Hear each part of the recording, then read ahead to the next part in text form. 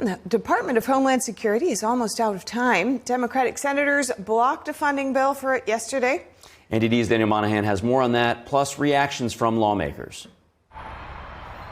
All other government agencies have been fully funded through September, but money for DHS got held up after Democrats demanded reforms in its immigration enforcement operations.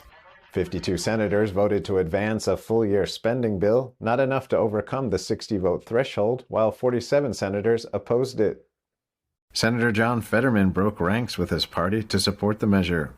Fetterman says shutting DHS down has zero impacts for ICE, which he says already has $75 billion in funding from the Big Beautiful Bill. So what it will impact is that we'll shut down important parts of DHS, whether that's FEMA, whether that's the Coast Guard.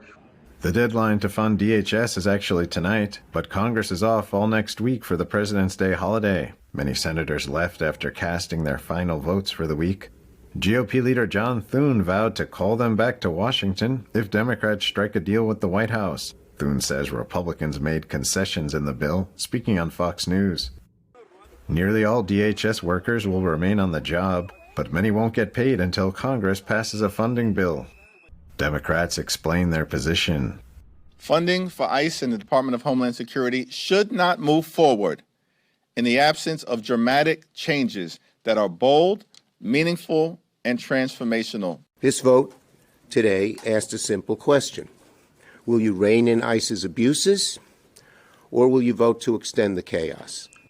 Their demands include stricter use of force standards, clearer identification for DHS officers, judicial warrants, and limits on what they describe as racial profiling.